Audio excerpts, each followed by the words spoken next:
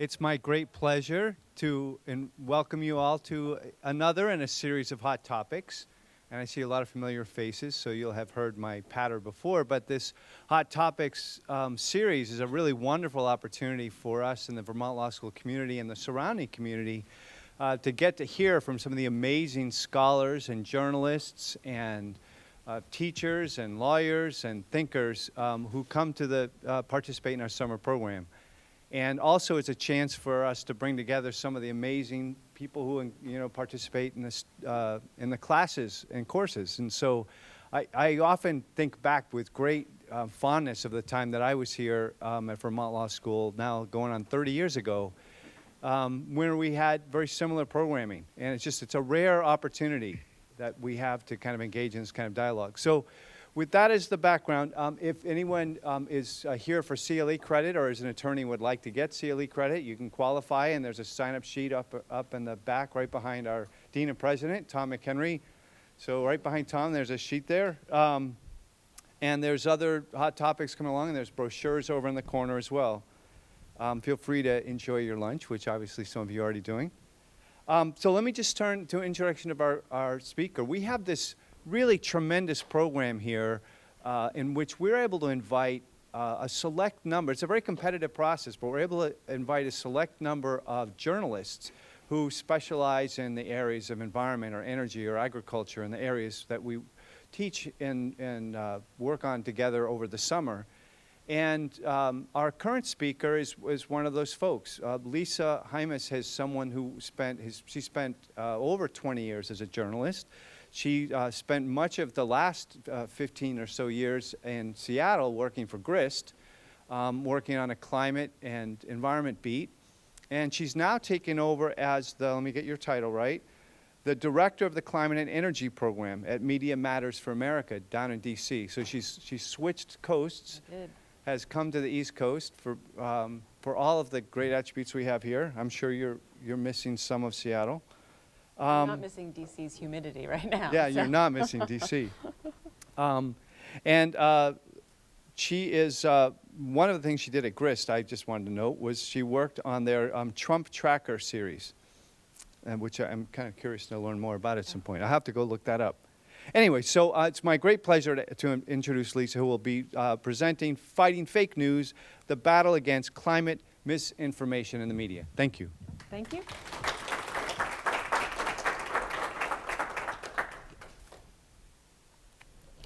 So thanks to David for that great introduction. I've been having a great time here as a media fellow. I'm taking Glenn Berger's class and learning a ton about renewable energy development, so that's a lot of fun. As David said, I'm a longtime environmental journalist. I helped to start up grist.org, which is an online environmental news site that some of you may know, and worked there as a senior editor for many years. And just a few weeks ago, I guess about 2 months ago, I started a new job as director of the Climate and Energy Program at a group called Media Matters for America. And we are a nonprofit media watchdog with a mission to monitor, analyze, and correct conservative misinformation in the U.S. media. So as you might guess, this is a busy period for us, particularly around climate and energy issues, which is what I focus on. So for the first part of this presentation, I'll talk about some different kinds of fake news. And I'll also talk about some different kinds of poor journalism related to climate change, which is different from fake news, but also important to understand. And then after going through some examples, I'll talk about ways to push back and improve the situation. And I'll leave some time for questions at the end. So the term fake news is being thrown around a lot these days, most notably by our president. But at my organization, we're pushing to have the term used precisely and accurately. So here's the definition that we use. Fake news is information that is demonstrably false and is packaged and distributed to look like legitimate news. So it is not news that you dislike or news that you disagree with or opinion writing that you disagree with. It's not reporting that includes an error and warrants a correction. Legitimate news outlets do sometimes make mistakes and have to correct their news, but that's not fake news. Here are some examples of headlines of actual fake news. These are some headlines from late last year. So the bottom one, Clinton, extreme meltdown from surprise questions, screams, thrown water, obscenities. That did not actually happen. So some of the sites that publish fake news are ideological. So Gateway Pundit is one of the ones listed up here, for example. It's a conservative blog that publishes a lot of fake news. But some fake news sites are just in it to make money. Like you may have heard about the Macedonian teens who published a lot of fake news in the lead up to November's election. They didn't care whether Trump won or lost. They just discovered that if they published inflammatory headlines and spread them on social media, people would click through to their websites and they would make money from each visit because people would be viewing ads on their sites. And a lot of those stories got spread through Facebook. So, and what makes fake news so dangerous is the way that it spreads. People often share things on Facebook and through other social media networks without knowing whether it's from a reputable source. Often people share things without reading any more than the headline itself. And the more things get shared on social media, the more likely they are to be seen and picked up by influential people or news outlets. So I'll move on to a specific example of fake climate news, and this was from just a couple of weeks ago. The headline reads, UN chief makes stunning Paris Agreement admission. President Trump was right. So this appeared on a website called the Conservative Daily Post, which has a history of spreading outright fake news. As just one example, last year it published an article claiming that the FBI was investigating 6 members of Congress for potentially participating in a pedophile sex ring being run under the guise of the Clinton Foundation. So the fact-checking website PolitiFact looked into that and gave the story a pants on fire rating. It was just completely fabricated. So it probably won't surprise you that this story is false too. The UN Secretary General never said the words Trump was right about Paris or anything else. Below the headline, the story is a mixture of some true and false elements. It did include some accurate quotes that the UN Secretary General did say about Paris, and there were some climate denier talking points mixed in. Anyway, so it's bad enough that the story was published, but then it was spread to a mainstream audience by Yahoo News. Yahoo featured this headline and the first few lines of the story on the Yahoo News page on its website, and then it linked to the full story on the original site. So Yahoo, which is a powerful, legitimate company with an influential news arm, was not only posting fake information on its website, but it was encouraging people to click through to this fake news site, Conservative Daily Post. So one of my colleagues noticed this and wrote about it. We don't know whether Yahoo had a person choose to feature this fake story or whether they have some sort of an automatic algorithm that includes the Conservative Daily Post site. But either way, Yahoo has a problem that it needs to fix here. So here's another example of fake climate news. No Trick Zone is a German blog, but it's written in English, and it often publishes climate misinformation. So this is a screenshot from a post that it published in May of this year. The headline is 80 graphs from 58 new 2017 papers invalidate claims of unprecedented global scale modern warming. And they follow up by saying, scientists increasingly discarding hockey stick temperature graphs. Here's a view further down the post. What the author did was look at 58 real scientific papers, but then pluck out graphs without context or real explanations of what they are, and just put them all together in this. So you can see this top one, Werner, there's just a graph, there's no explanation of what it means or what the researchers were looking at. And there is some text in the one below that, but just also some graphs, no context. So a couple of fact-checking websites contacted some of the scientists whose papers were cited, and the scientists said the post completely misrepresented their work. Their work did not refute the idea that global warming is happening. So this story started on this kind of obscure climate denier blog, but then it was picked up by Breitbart, which is the right-wing website that used to be run by Steve Bannon, who is now a top advisor to Trump. And Bannon still communicates with the leadership of this site. He got a special exception from the White House to keep doing so. And from there, the story spread to other right-wing sites, and it spread around social media. So let's see. So misinformation about climate change is nothing new, of course. We've now had decades of misinformation, much of it funded by fossil fuel companies and right-wing groups that want to sow doubt about climate change, that essentially aim to manufacture doubt. These are a couple of great books, Merchants of Doubt and Lies Incorporated, that do a good job of laying out how corporations fund campaigns to cast doubt on scientific conclusions that they don't like. And actually, Merchants of Doubt on the left there was made into a documentary a couple of years ago. So if you don't want to read the book, you could just watch the movie. As both of these books explain, some of the people who were paid by tobacco companies to create doubt about whether smoking was linked to cancer, some of those exact same people then went on to get paid by fossil fuel companies to create doubt about whether the burning of fossil fuels is causing climate change.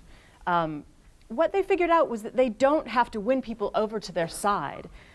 They don't have to convince people that climate change is not caused by humans.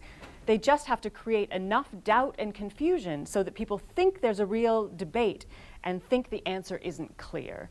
If it seems like there's a divide among experts, then basically the bad guys have won, because people will think there's not enough information to warrant action. You get a policy stalemate, you get stuck with the status quo. And sticking with the status quo benefits the fossil fuel companies.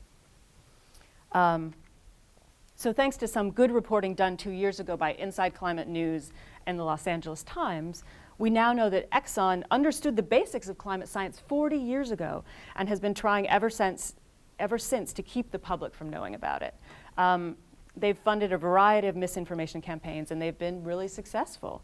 And those misinformation campaigns funded by Exxon and other dirty energy companies, they play out in a number of ways in the media. And they don't all involve fake news.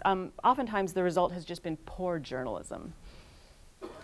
So to sort of look at the bigger picture here for a minute, a number of surveys and studies have been done to determine how many scientists who are actively working and publishing in the field of climate science agree that humans are the primary driver of global warming.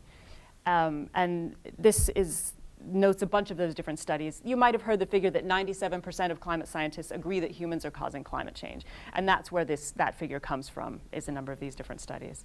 But the media coverage does not reflect this overwhelming consensus. And this leads to poor reporting and imbalanced coverage. So articles and news segments that give too much weight to this tiny percentage of people who dispute the climate consensus. In 2004, a professor named Maxwell Boykoff looked at coverage in major US newspapers from 1988 to 2002, and he found that about half of the 600 or so randomly selected articles that he looked at gave roughly the same attention to skeptics' arguments as they did to the scientific consensus that humans are warming the planet. So, and here's a perfect example of that from the Washington Post in 2004. This is the whole article here on the screen. It's about a study published in the journal Nature that found that human activity has at least doubled the risk of heat waves. The first half of the story gives an overview of the study, and then there's the second half of the article, which is where the problem lies. So it starts with this paragraph.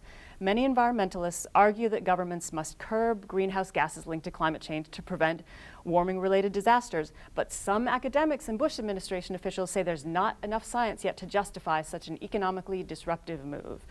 And so you then have a quote from an expert at Environmental Defense, now the Environmental Defense Fund, an environmental group, and that's followed right up by a quote from a climate denier who is funded by industry, Myron Ebel of the Conservative Enterprise Institute. He's saying, modeling is not science.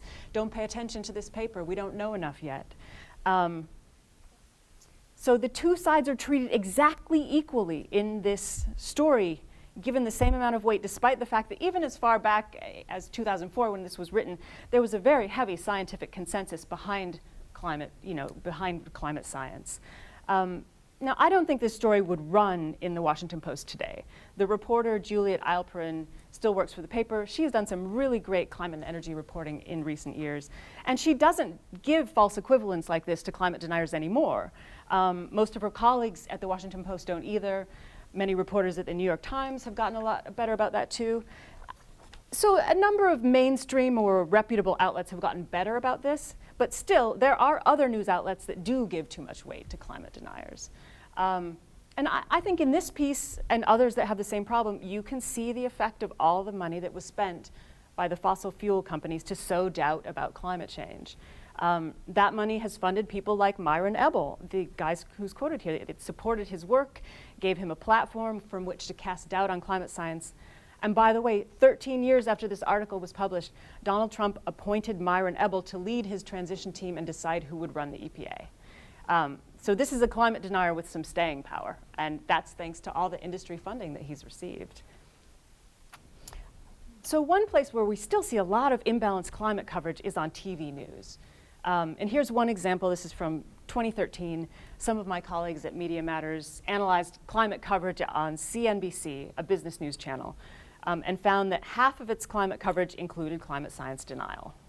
And we see the same trend across many networks.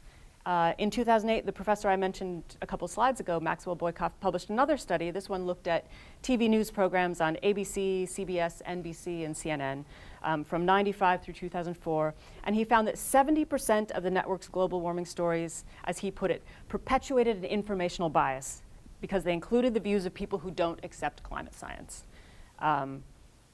And this kind of imbalanced news coverage has led to Americans not understanding the state of climate science and the consensus. So this slide is taken from a survey that was done this year by climate communications experts at Yale and George Mason universities. They asked Americans to estimate what percentage of climate scientists do you think believe that human-caused global warming is happening. So from our previous studies, we know it's about 97, but only 13% of Americans got that range right. The 90, thought it was between 90 and 100%. Almost a third of them said they just didn't know. The rest estimated that it was lower. So the vast majority of Americans don't know how strong the consensus is. And I think this lack of understanding can be blamed in large part on poor media coverage and on the fossil fuel companies' disinformation campaigns. People think there's still a big debate going on over climate science, even though there isn't.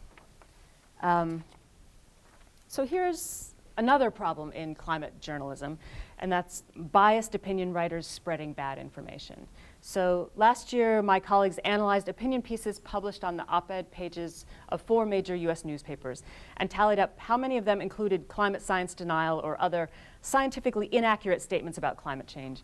You can see that the Wall Street Journal was by far the worst, publishing 31 pieces over the 20 months that were examined. And the New York Times had a great record, 0 pieces on its opinion pages with climate denial. But unfortunately, the New York Times has already blemished its record this year. In April, it hired Bret Stephens, who is a climate denier, as an opinion columnist. He had previously worked for the Wall Street Journal, and his very first column for the New York Times cast doubt on climate science. So here on the left is that column, his first column for the paper. It was headlined, "Climate of Complete Certainty." And it argued that just as polls were wrong about Hillary Clinton winning the election, climate science could be wrong too. It was a really stupid argument that shouldn't have, did not belong in the New York Times. And here is a tweet that Bret Stephens sent out about 2 years ago. It was repeating a favorite climate denier talking point. If weather forecasters aren't right, then why should we expect climate scientists to be right? And so the fact that this guy now has a platform on the opinion pages of the nation's most influential newspaper is really bad news. Even as the Times is publishing Stephens' columns, its reporters are doing some of the very best climate journalism out there, but some truly excellent reporting, but the whole paper's reputation is being hurt by the hiring of Stephens. And it really matters when a prestigious paper like the New York Times publishes inaccurate or biased pieces about climate change. So last month, EPA Administrator Scott Pruitt was talking to the press, and he quoted Bret Stephens' column to argue that climate science and climate models shouldn't be viewed as very reliable. So the New York Times is now giving the Trump administration cover for its climate denial. And also Bret Stephens has now been hired as a commentator for MSNBC, so you might get to hear his climate denial there too. So beyond the quality of coverage, another factor to think about is the quantity of coverage of climate change. There just isn't enough of it across the board. I mean, this is a massive issue, and the media is not covering it often enough. So the quantity of TV news coverage in particular has been going down in recent years. You can see here that there was a high in 2009. That was Obama's first year as president. The House passed a cap and trade bill. The Copenhagen climate talks took place. There was the so-called Climategate scandal. That's a big fake news story that we could spend a whole hour talking about in itself, but I won't get into it today. But 2009 was the high point for TV news coverage of climate change, and we haven't even come close to that much TV coverage since. And you can see how limited coverage was last year. One specific problem that Media Matters pinpointed was that these networks' news programs did not air a single segment about how the presidential election could affect climate policy or the trajectory of climate change. After Trump won the election, the networks reported on what it would mean for climate change and climate and energy policy, but not before, when it would have been useful information to get in front of voters before the election.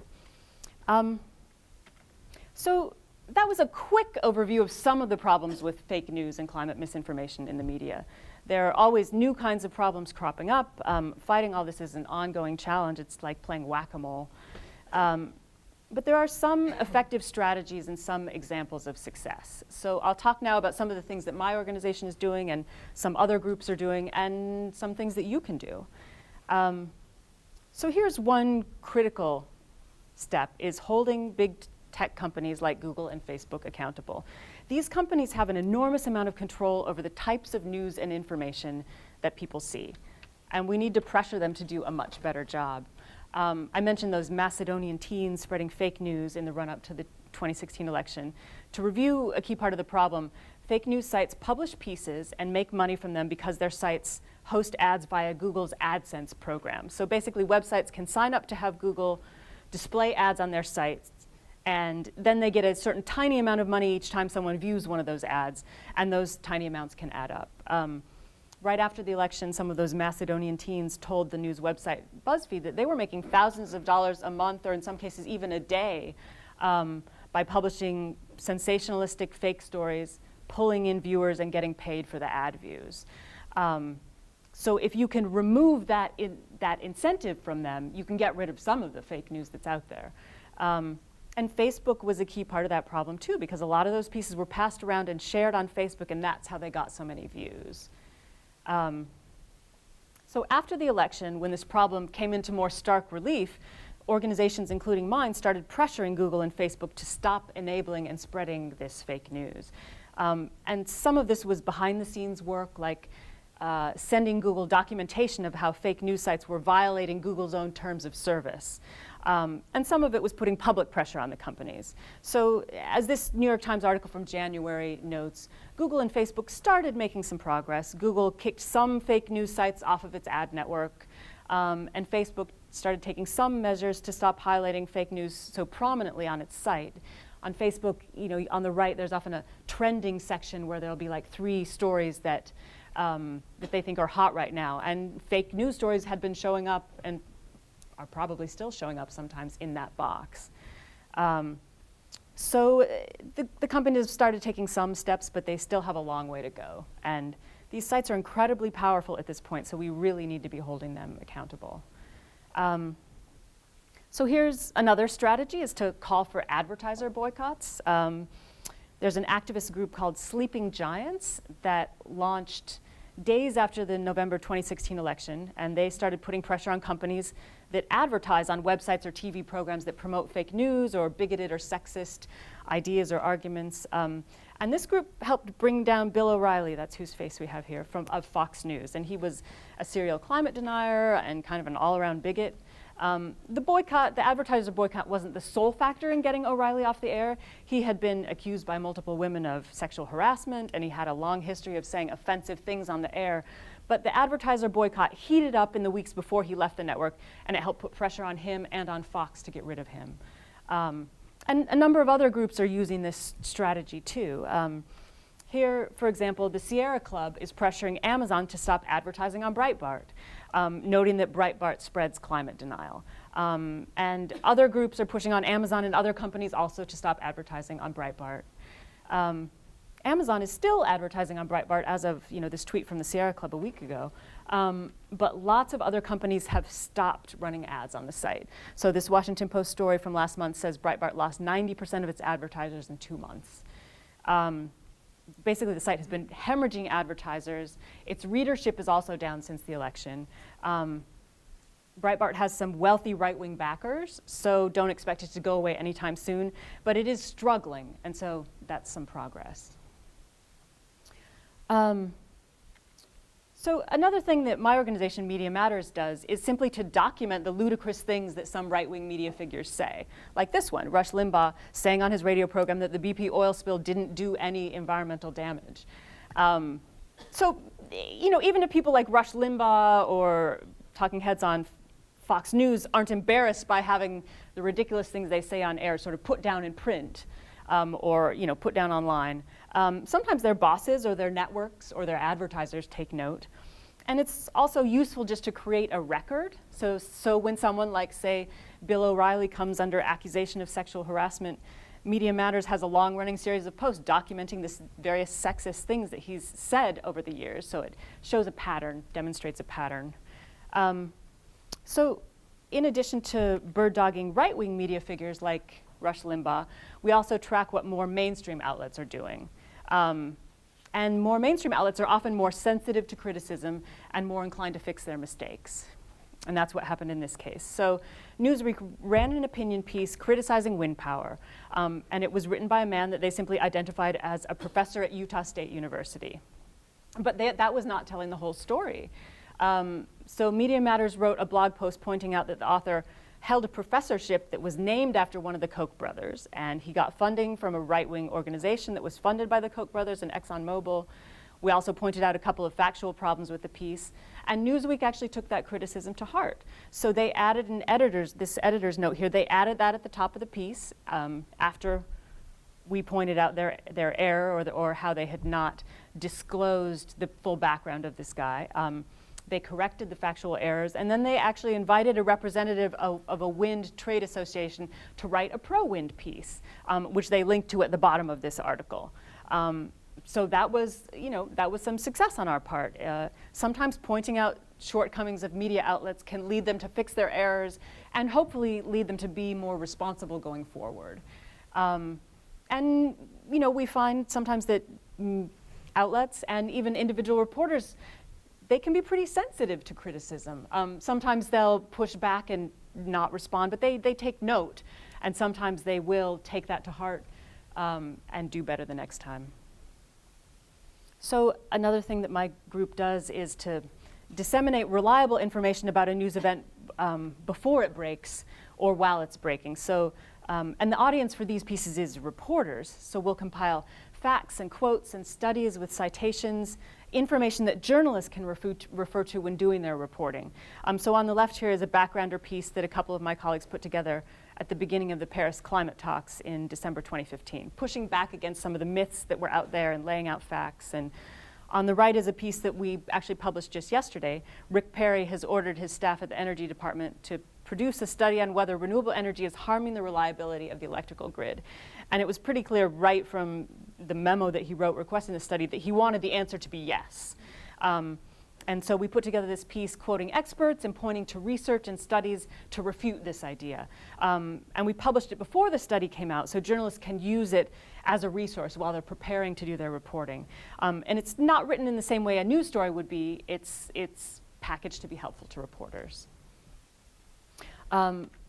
Another step that we can take is fact-checking fake news or flawed news coverage. My organization does this, and so do a number of others. In this case, a group called Climate Feedback gets scientists to assess the accuracy of news stories. And they assessed the story that I mentioned earlier, which claimed that 58 scientific papers had disproved climate change. And their fact check did a really great job of debunking that piece, point by point, and quoting the scientists whose work was misrepresented. Skeptical Science is another group that has climate scientists doing the important work of pushing back against bad information in the media and elsewhere. And Skeptical Science has, among other things, a really useful set of arguments that debunk climate denier myths. And here's something else that Media Matters does. We document media coverage trends. So a few minutes ago, I showed you that slide about how TV news coverage of climate change has fluctuated since 2009, going down. And that came from this larger research piece that one of my colleagues put together. So every year, we take a hard look at how TV news covers climate change. And this is quite an involved study. I pulled out a couple more graphs that we had in this study. one showing how many segments news channels ran on climate change in 2016. PBS NewsHour was by far the best.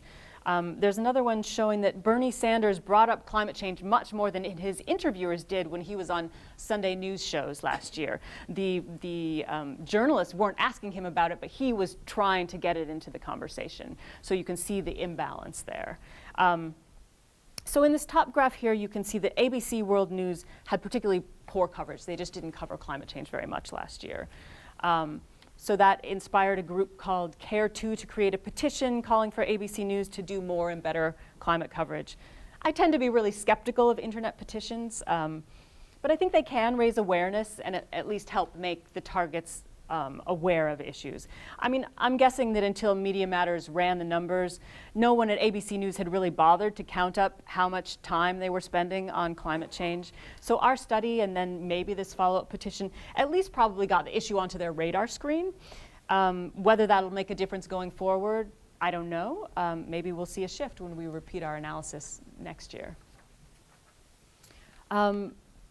A more ambitious kind of project that some people are working on is harnessing artificial intelligence to build early warning systems to detect when bad information starts catching on, and then to be able to respond to it more quickly and effectively. My organization is starting to work on a system to do this. I also had a really interesting conversation with a climate scientist recently who's working with some colleagues to use machine learning to track the spread of climate denial. They're doing some initial testing on that system right now. This kind of work is really in its early days, but I think it could be interesting and eventually quite powerful. So sometimes fake news or bad information starts on obscure blogs or message boards, and then it spreads from there. Some of these message boards on places like 4chan or 8chan, the message boards self-delete after 48 hours. So if no one is there tracking them or recording that, you're not even going to be able to trace the bad information back to its source. So that's part of what we're working on, is can we capture that stuff before it gets deleted from the message boards so we know where bad information is coming from. And if we can do a better job of tracking the places where misinformation starts, we hope we can do a better job of fighting it, of getting good information out there to people. Maybe they'll see the good information before they see the bad. I mean, there's one line of thinking that you want to inoculate people with good information before the bad gets to them. So part of fighting against bad information will involve spreading good information and counter information through a variety of social media channels. So we don't just want to publish something on our website and expect people to come and find it. We want to target information for the kinds of social networks where people hang out. So not just Facebook and Twitter, but those are big ones, but also Tumblr or other new social networks that crop up and are popular with certain demographics. And we want to push factual information out onto those networks so it reaches people where they spend their time and in the formats they prefer. You know, you sometimes develop different formats for that information depending on, you know, whether a particular audience on a social channel might like to get things on video, or they might like to see a bunch of images together, or they might want, you know, short text.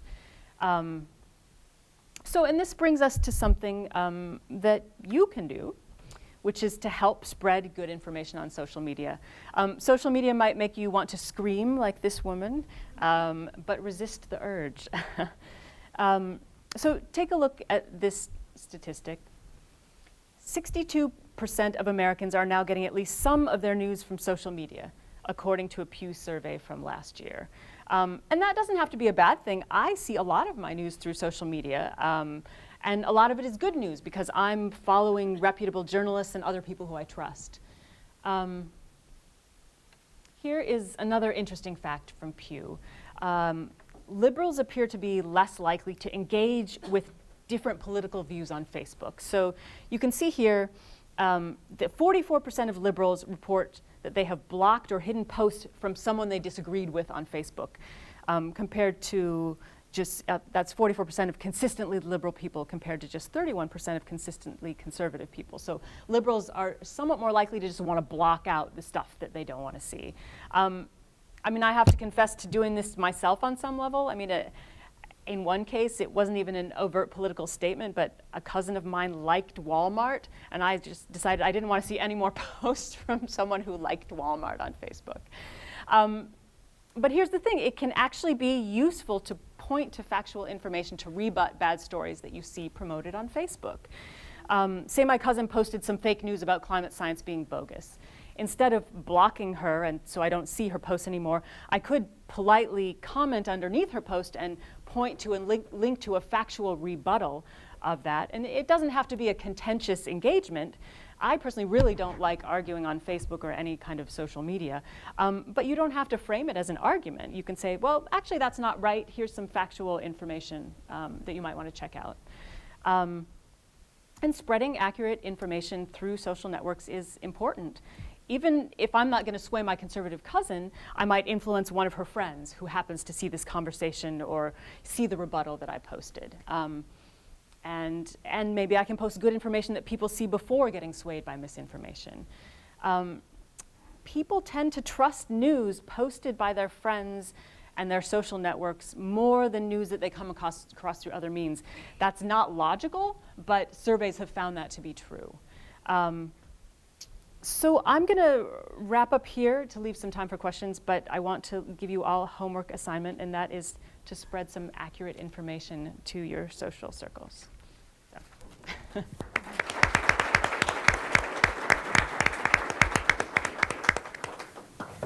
Yeah, and happy to take questions.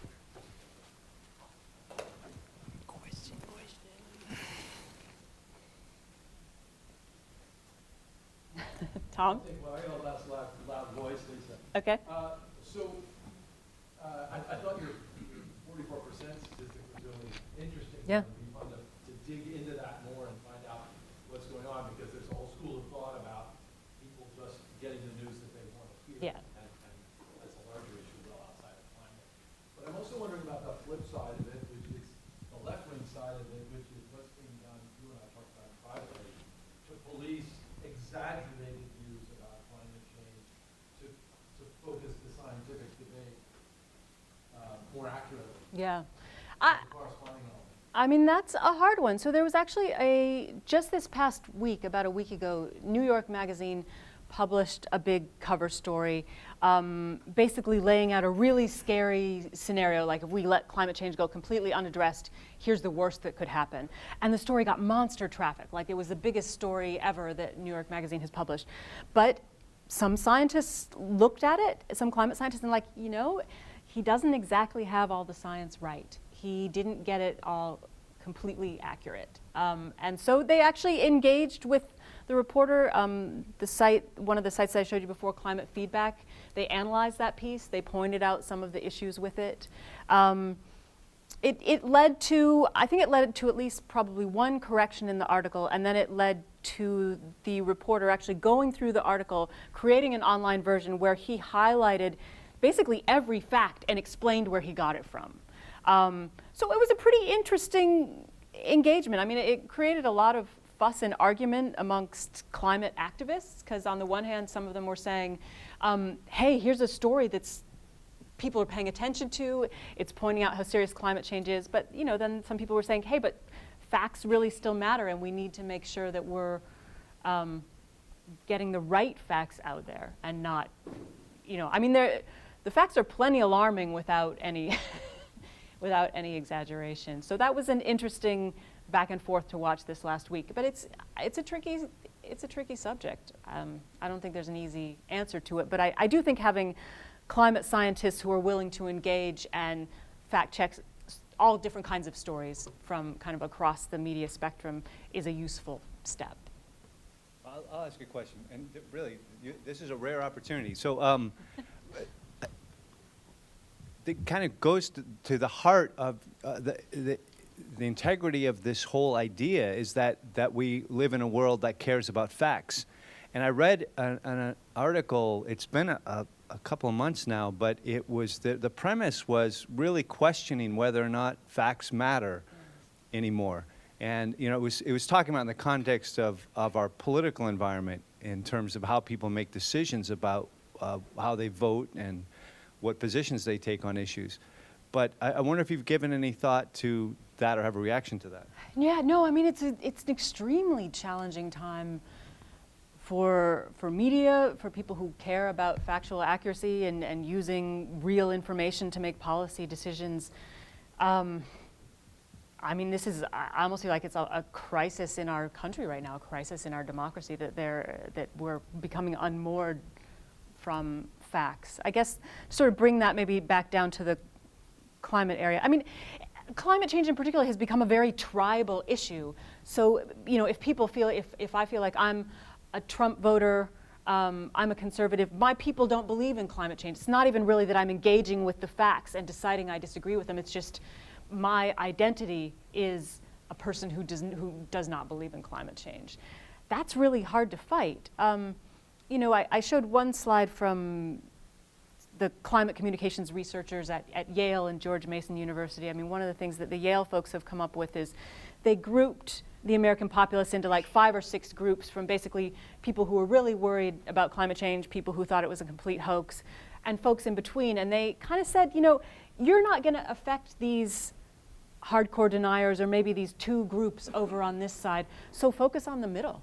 Focus on the people who are persuadable. And I think you're going to have a lot more effect there. You don't need 100% or 90, 80, 70% agreement to move the country toward a policy solution.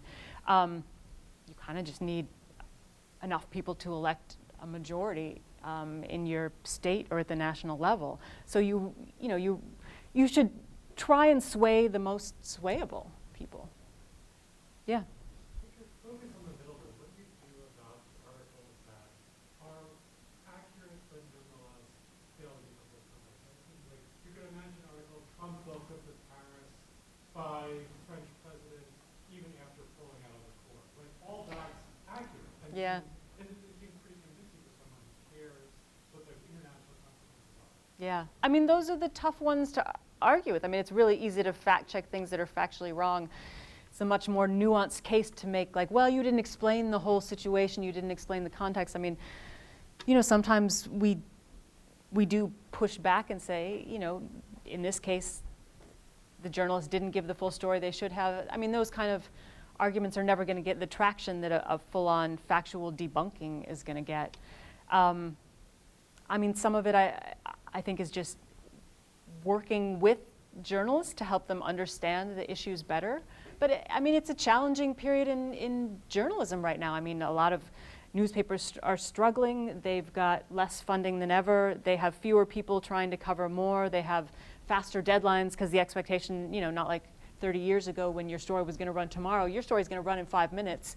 Get it done. If it's short and it doesn't tell the full story, that's the thing. I mean, it's, we're struggling not just against political forces, but also against the challenges that are facing the whole media industry right now.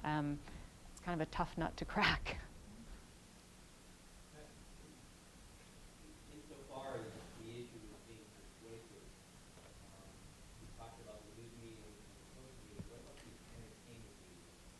The role this plays in at least making people open to thinking about things. There was a movie a number of years ago that was very concerned about climate change. Yeah, no, that one was kind of fun.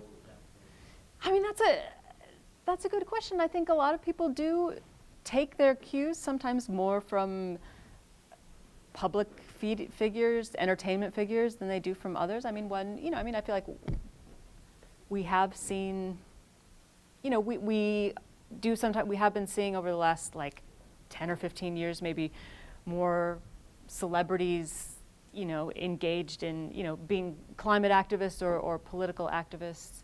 I think that can help to sway people. I mean, I think the messages that get passed along just sort of in the background of TV shows or movies, it doesn't necessarily have to be a movie that's all about climate change, but, if people are just talking about climate change as a matter of fact during a casual conversation in the midst of a larger movie, I think that can help kind of normalize it. And but yeah, that's a harder one to influence because the driver there for the entertainment industry is just, to entertain people, get them involved. I mean, sometimes you can engage certain individual actors or directors who care about this stuff. So I think it plays a role, but it can be harder maybe to influence as an activist.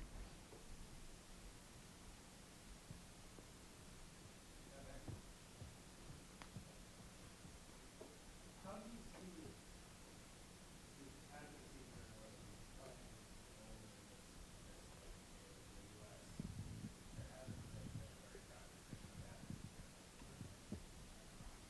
Right. Is this moving away from fact?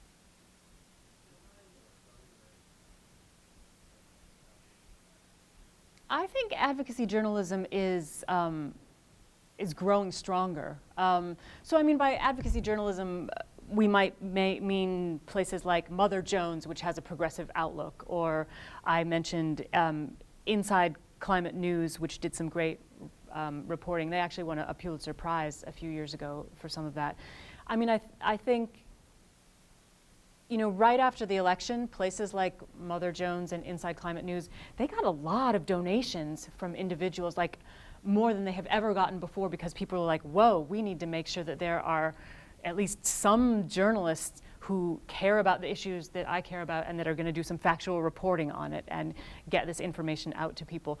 And I also think, like, as traditional newspapers have been shrinking, advocacy journalism has been growing. I mean, I think it's a growth area right now, and I think it's one of the more encouraging areas. And you know, some of these outlets are doing really great reporting. You know, I mean, I definitely watch Mother Jones and Inside Climate News and some other places that you might call advocacy journalists. Grist, where I worked for many years, they do some good stuff, and they fill coverage from the mainstream media. I mean, even like the New York Times, I feel like it's sort of gone up and down over the years. Like there was a, in 2006, the year that An Inconvenient Truth came out and Al Gore and the IPCC won the Nobel Peace Prize, there was like a big surge in coverage and climate was sort of hot and everybody was getting into environmental journalism, and then it dipped.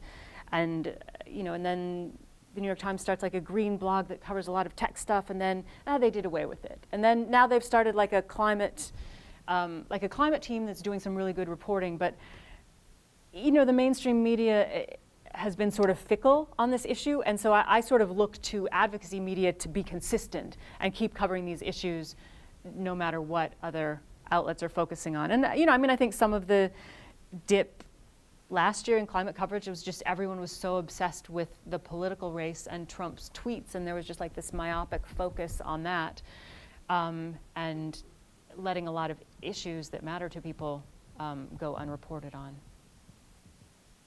Yes, please. So I have two unrelated questions. This is for Andy. One is just how are you supported Media Matters, and are you able to keep up with the workload, and what would happen if you disappeared? Well, we are a nonprofit, so we get donations from individuals and from charitable foundations. So Media Matters focuses on a wide range of issues. So, you know, some of our funders are interested in reproductive rights and fund that stuff. We have some funders who are interested in climate and energy, some foundations. You know, I mean, Media Matters has also been doing, I think, pretty well fundraising in the wake of the election. I think people are realizing that facts and improving media coverage matters more now than it ever has. I think I hope we don't go away, and some of the other groups that we work with don't go away. I think you'll just have fewer people paying attention to what the right-wing media is saying and how that damaging information gets spread. So the other question was, your 97% of scientists and the 3% get equal coverage. Do we have other issues and topics that have that similar result? That's a good question. I don't know that. I can't think of any off the top of my head, but I've never thought about that question before, so. Yeah.